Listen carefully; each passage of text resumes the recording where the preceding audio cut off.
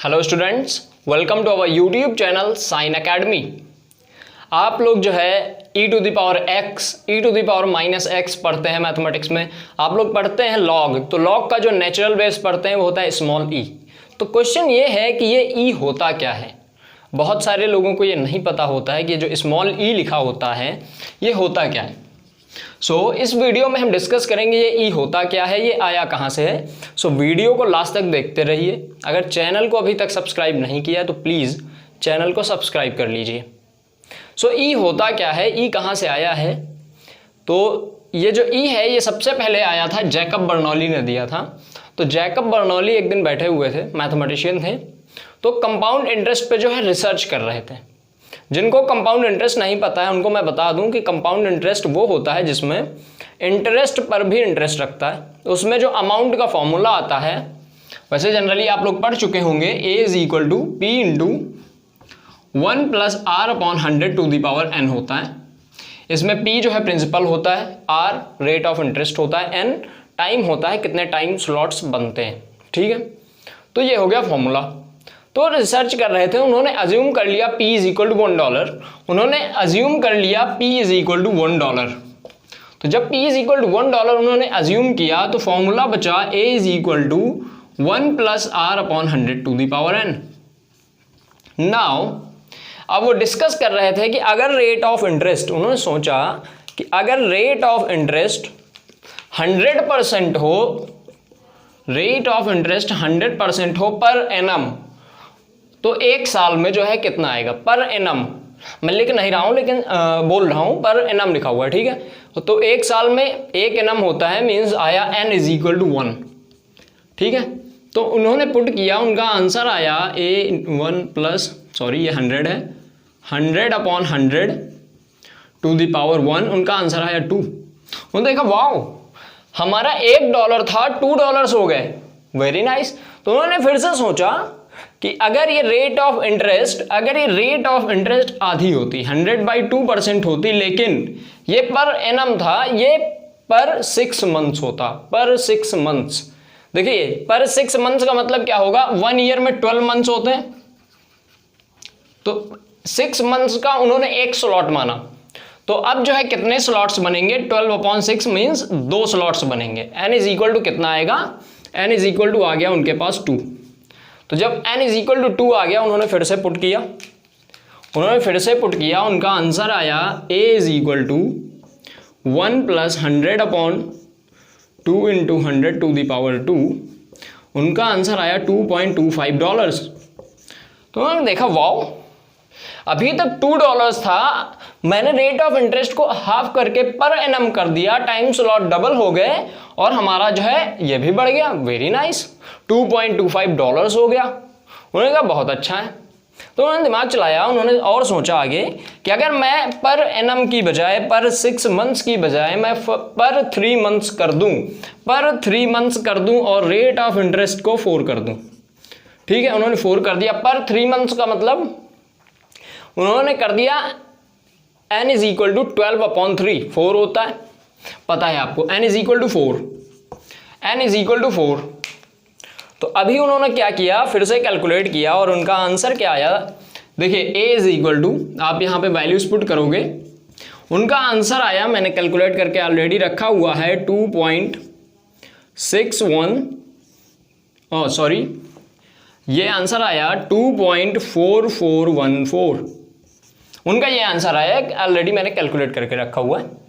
फिर उन्होंने देखा कि पर 3 मंथ्स किया, means n is equal to 4 रखा, बहुत अच्छा है, इंक्रीमेंट हुआ, मज़ा आया उनको। तो उन्होंने सोचा पर मंथ करके देख लेते हैं, पर मंथ मीन्स 1 ईयर में 12 मंथ्स होते हैं। तो उन्होंने उसी अकॉर्डिंग रेट ऑफ इंटरेस्ट को 12 से डिवाइड कर दिया, n इज इक्वल टू जो है अब 12 हो जाएगा। और उनका जो आंसर आया a इज इक्वल टू, उन्होंने फिर से कैलकुलेट किया, वो आया, ये तो वो जो है फॉर्मूला उसमें पुट कर लेना, वो आया 2.6103। उनका ये आया। तो उन्होंने कहा बहुत अच्छी बात है, यहाँ पर फिर से इंक्रीमेंट हो रहा है। तो उन्होंने कहा पर मंथ करने की बजाय मैं ऐसा करूँ, पर वीक कर दूँ। तो 1 ईयर में उनके 52 वीक्स होते हैं, 1 ईयर में 52 वीक्स होते हैं, सबको पता है।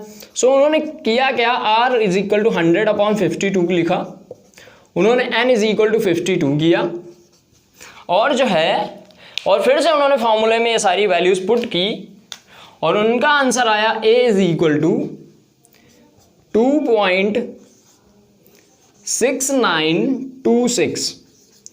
ये क्या है, उन्होंने देखा यहां पर तो इंक्रीमेंट बहुत कम हुआ है, तो उन्होंने सोचा थोड़ा सा और इंक्रीज करके देख लेते हैं। उन्होंने कहा मैं पर वीक नहीं, मैं ऐसा करता हूं, मैं इसको पर डे कर देता हूं।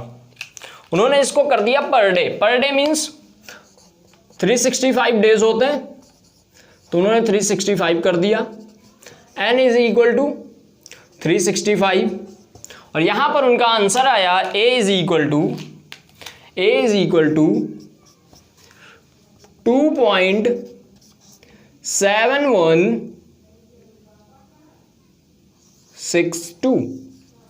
उनका आंसर आया 2.7162। ठीक है, फिर उन्होंने देखा कि यहां पर इंक्रीमेंट फिर से बहुत कम है, तो उन्होंने इस बार पर डे का कर लिया। अब उन्होंने सोचा पर डे ना करके मैं पर आर कर लेता हूं, तो उन्होंने पर आर कैलकुलेट किया। मैं अब ये नहीं लिख रहा हूं, आप लोगों को पता है कितने आवर्स बनेंगे, सब कुछ पुट कर देना। तो उनका आंसर आया 2.7181।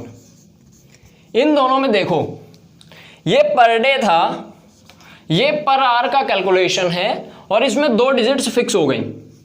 उन्होंने ऐसा ही सेम आगे कंटिन्यू किया, उन्होंने पर मिनट कैलकुलेट किया, पर सेकंड कैलकुलेट किया, और जैसे जैसे आगे कैलकुलेट करते गए उनकी जो ये वैल्यूज हैं 2.71, देखो इसमें 71 क्या था, 2 डिजिट्स पहले फिक्स थी, फिर 3 डिजिट्स फिक्स हो गई, फिर 4 फिक्स हो गई, फिर ऐसे ही वो और ज़्यादा डिजिट्स जो है फिक्स होती चली गई पॉइंट के बाद।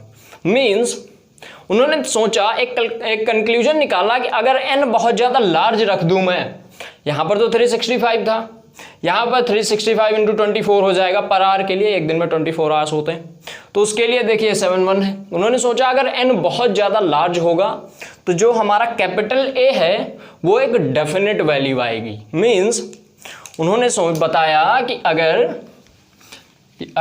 A जो है n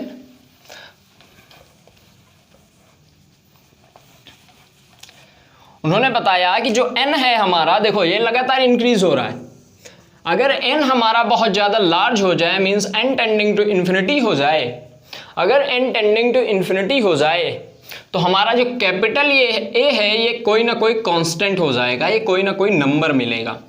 ये तो क्लियर है। तो इस नंबर को बोला गया स्मॉल e, इस नंबर को e से रिप्रेजेंट करते हैं, स्मॉल e। इसकी वैल्यू 2.71 के आसपास होती है, 2.718 के आसपास, ठीक है, और भी ज़्यादा आगे पॉइंट्स में डिजिट्स आ जाएंगी। सो ये होता है e, समझ आ गया होगा e क्या होता है। e होता है कि अगर n जो है इन्फिनिटी हो जाए, n जो है बहुत लार्ज हो जाए, तो जो हमारा a है वो जो नंबर मिलेगा, वो जो कांस्टेंट मिलेगा वो होगा स्मॉल e।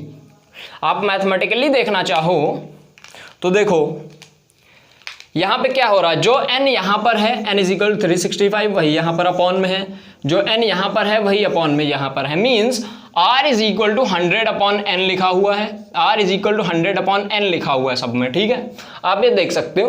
तो फॉर्मूले में पुट करते हैं जो अभी मैंने बताया था, तो a इज इक्वल टू आएगा 1 plus p is equal to $1 था, r/100 होता है, तो देखो r/100 1 प्लस r/100 होता है, तो r/100 मीन्स 100/n है, ये देखो ये 100/n है और पावर n, और सॉरी ये अपॉन में 100 भी आएगा, ये तो r हो गया, अपॉन में एक और 100 होता है पावर n, मीन्स ये फॉर्मूला बनेगा 1 plus 1/n is equal power n, ठीक है, 1 प्लस 1/n पावर n ये बनेगा।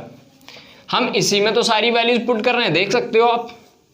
यहाँ पे देखो 100/100 था, यहाँ पे 100/200 है, मीन्स 1/2 है, 1/2 टू द पावर 2। सिमिलरली ऐसे ही सारे बने हुए हैं। तो उन्होंने बोला कि अगर n इन्फिनिटी हो जाए, अगर n बहुत ज़्यादा लार्ज हो जाएगा तो जो वैल्यू मिलेगी वो होगी स्मॉल e।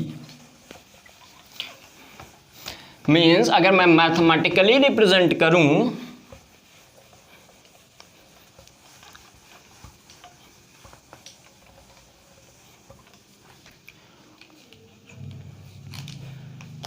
तो अगर if n tending to infinity then ये जो है 1 plus 1/n to the power n will tend to small e, ये हो जाता है स्मॉल e यानी आइलर्स नंबर की definition. This is the definition of Euler's number. Limit में ये बहुत ज़्यादा यूज होगा, ये जो लिखा हुआ है ये मैथमेटिकल टर्म, ये लिमिट में बहुत ज़्यादा यूज होता है जब लिमिट एंड कंटिन्यूटी हम पढ़ेंगे। लेकिन वहाँ पर इसका एक अलग प्रूफ है, वो एक्सपेंशन से आता है बायनोमियल थ्योरम का यूज़ करके। लेकिन इसका जो ओरिजिनल प्रूफ है वो यही था, जहाँ से ई आया था, जो पहली बार ई का जो है कॉन्सेप्ट आया था वो यहीं से आया था। सो उम्मीद है आपको पता चल गया होगा कि ई एक्चुअल में होता क्या है। इसकी वैल्यू ये होती है ऑलमोस्ट, और ई क्या है, ये एक इरेशनल नंबर है, ये रेशनल नहीं है, ये एक इरेशनल नंबर है। ठीक है, ये पता चल गया आपको। सो अगर वीडियो को आपने देखा है, आपको पसंद आया, आपको कुछ नई जानकारी मिली है, तो प्लीज़ वीडियो को लाइक कीजिए। कुछ भी डाउट है कमेंट कीजिए, अपने फ्रेंड्स के साथ इसको ज़्यादा से ज़्यादा शेयर कीजिए, और चैनल को अगर अभी तक सब्सक्राइब नहीं किया है तो प्लीज़ चैनल को सब्सक्राइब कर लीजिए। मिलते हैं हम अपनी नेक्स्ट वीडियो में, तब तक के लिए be cheerful and be happy.